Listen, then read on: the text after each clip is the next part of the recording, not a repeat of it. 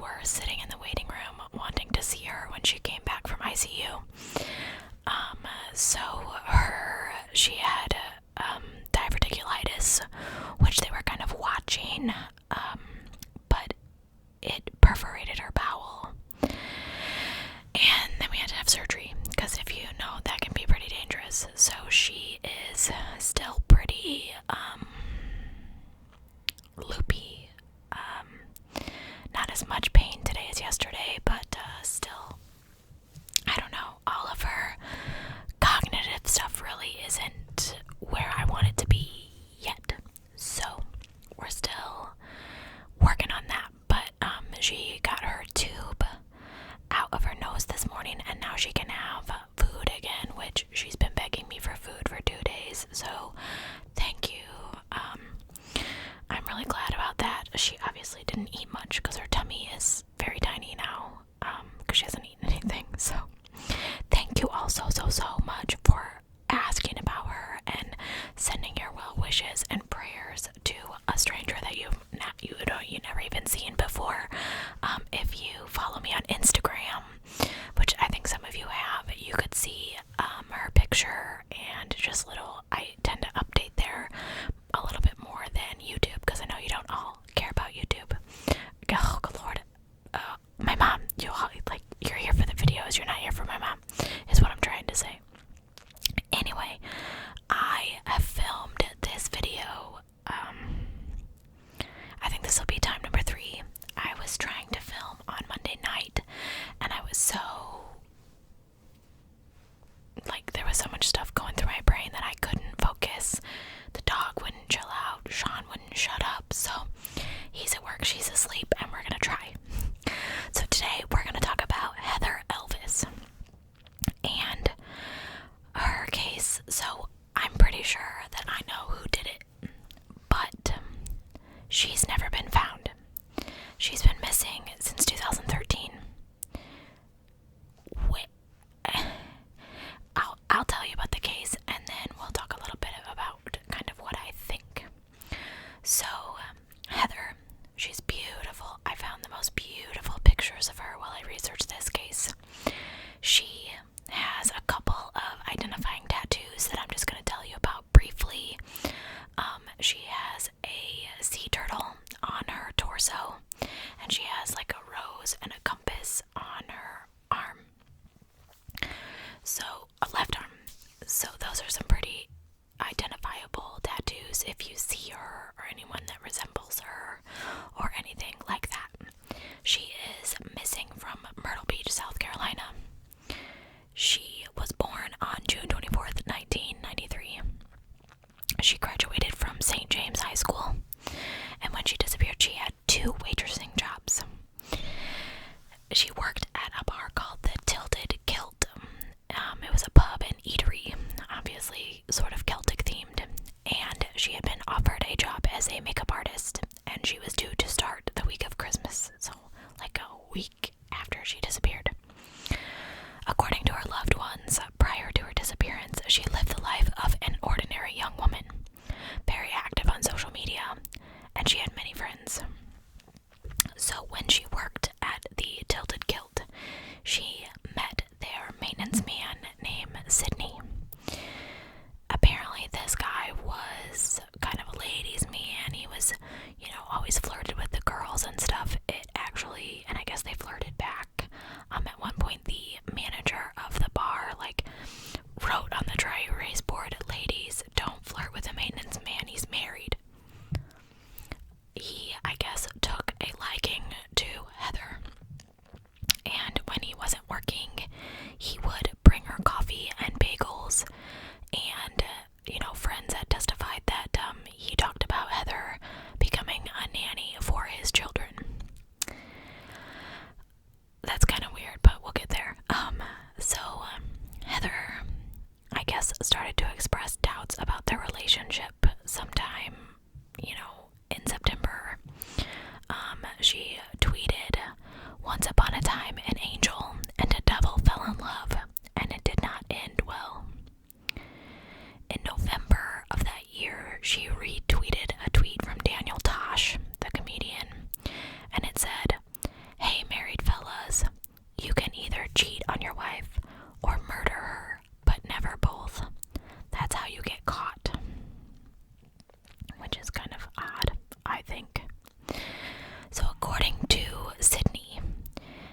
relationship ended in October.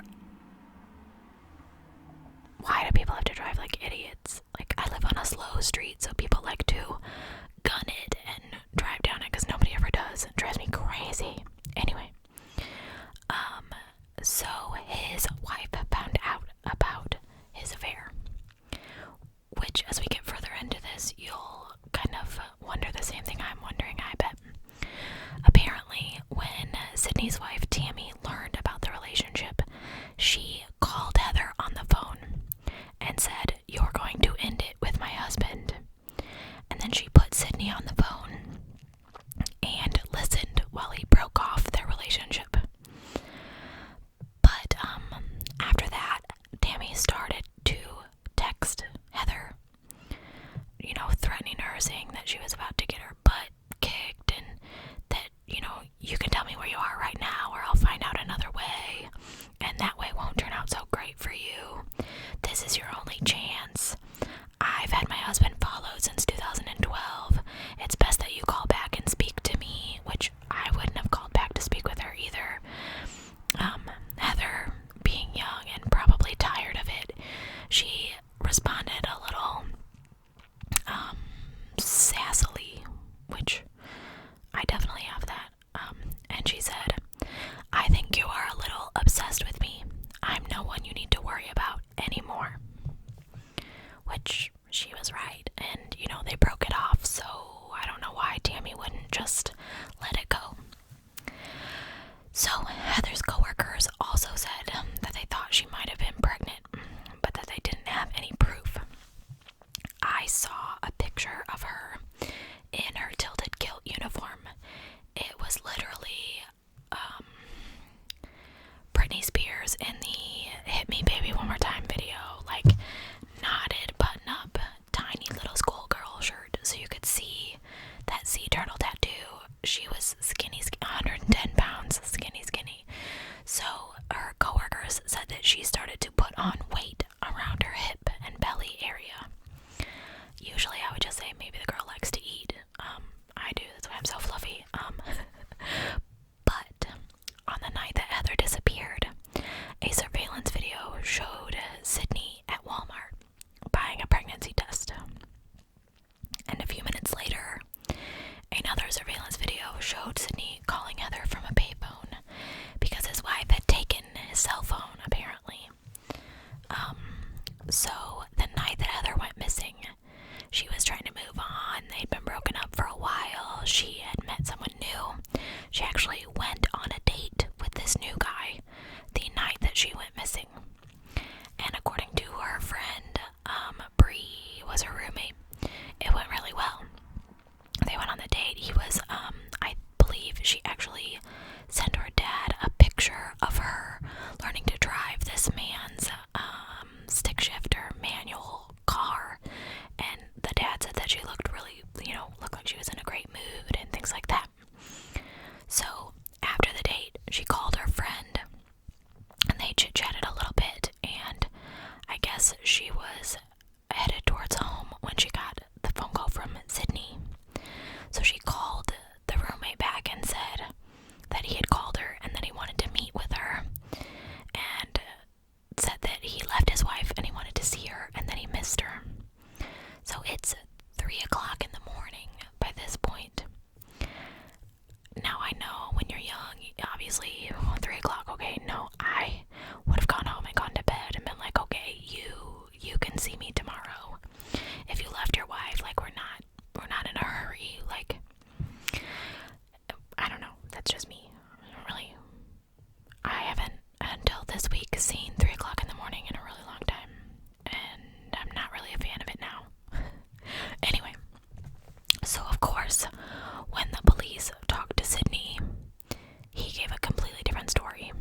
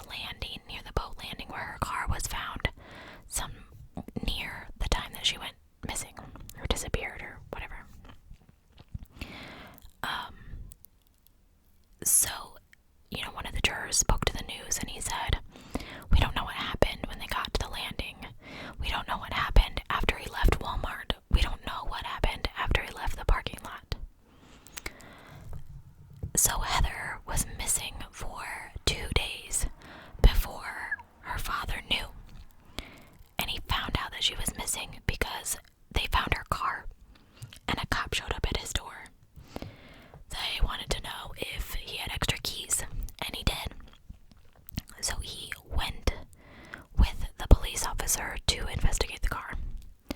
They found her Dodge Intrepid parked very awkwardly. Inside on the driver's console was her driver's license and some business cards, but they couldn't find the keys, which is another reason why they needed Terry. So eventually, obviously, the officer said, well, let's look in the trunk. And Terry said, I was terrified, but I went back and turned the key. I was scared to death to open it. We both looked in, and it was fine. There was nothing there. So no sign of a struggle at her car, just the keys missing. I found an article that mentioned a Facebook post that Tammy made after Heather disappeared, and I thought it should be included. It's a little long-winded and probably a little bit more than I would share on my social media, but here I am telling you guys all about my mom having surgery, so maybe not. No, yeah, I wouldn't share this. Anyway, okay. It says, and I quote, well, Sydney cheated on me in the months of September/October with a psycho girl who has since gone missing. And now her crazy daddy is threatening to kill my children and Sydney, therefore making Sydney stupid. It says that this girl also grabbed his business card out of the office at her workplace and had fantasies about him as far back as March, but she talked about it in July using his name. I don't know any other words to describe my husband at this point. All you have to do is research this girl's Twitter and Tumblr to see what a twisted person she really is. I could care less, seeing as I had a boyfriend of my own for the past couple years. But when someone brings my children into the scenario, it's a whole nother story. I will not tolerate anyone hurting my children because my husband slept with a girl 3 times in the backseat of her car and nothing more. I could care less what he screwed around with, but the fact that this jerk is stalking my family is unacceptable. End quote. Now, I couldn't find anything there wasn't a lot on this case to begin with, that explained why she thought that Heather's father was threatening to kill Sydney and her children. I'm sure that he is just looking for justice for his daughter. He just wants her to be found. He wants to know what happened to her. I get that.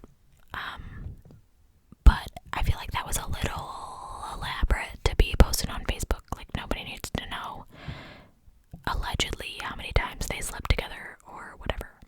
So probably not the best choice. Anyway, Tammy Moore had put her husband on lockdown. She would handcuff him to the bed at night so that he could not sneak out while she was sleeping. She put a password on his phone so only she could use it. She accompanied him to work and on personal outings from their home. So, I guess he agreed to this to save his marriage. Now here's my question. If she had access, or she was the only one that had access to his phone, and my water is very far away, I just realized this. And the last time that Heather's phone pinged, it was right after communication with his phone. Then who was she talking to? Sydney or Tammy? I'm really sorry if that was loud. I didn't realize it would crack like that. Okay. So, obviously, when Heather went missing, they investigated the Moorers' home. They took pictures, but they didn't take any pictures of a surveillance system that they said that they saw at the home. And then couldn't find the surveillance system, I guess, when they went to try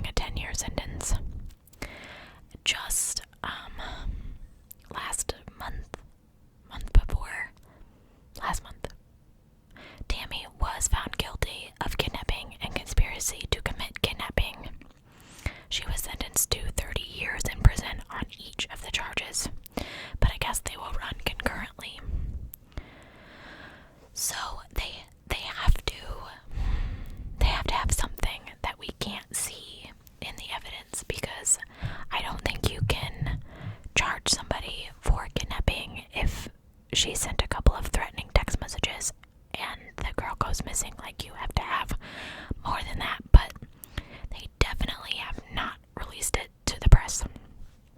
So what do you think? What do you think happened to this girl?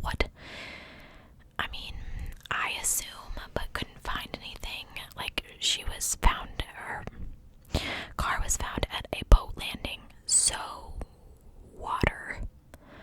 Did they dump her body in that body of water? Like, where did she go? They searched the house, so she's clearly, like, not locked up in the basement, which, we've read some pretty interesting stories together. It's possible. But for them to not, but they didn't forensic test the car, but they didn't find anything. That's so weird. It's like she just poofed. And I don't know how many times we have discussed that people do not just poof. Anyway, thank you so much for watching. The last time I looked, we were pretty close to almost 400 subscribers. That makes me so excited because it means that you guys really like my videos. I've gotten a couple of thumbs down, but nobody's really told me what it is that I can fix for them in order to make the quality of your videos better. I do know we have some distractions, as Fuzzy thing over there, she's still asleep, so that's good. And I know that my camera quality is not fantastic. I will be getting something else. My phone just went off, so that's why I looked down. It's just, like I said, trying to deal with all mom stuff. She's priority right now. So the reason I'm filming during the day is my aunties are there to take over, and they will be going back to Georgia Monday or Tuesday, I think. So I'm trying to let them spend some time together, as well as I'm doing laundry and all that jazz, because it doesn't do itself, unfortunately. So yeah, I went to the grocery store the other night, and it was like a foreign country. It was so weird. I've been at the hospital, like pretty much 9 to 5, and longer. So it was like, oh look, nobody's in scrubs. Nobody wants to talk to me. Like, I can just go get my stuff and get the heck out without any questions. She's pretty uncomfortable, so she's adjust my pillow, give me a drink, I gotta pee, so on and so forth. So it's pretty exhausting, but I wouldn't change it for a minute. I am so ready to have her back home and as close to normal, because I don't know that we were ever really a normal family, as possible. So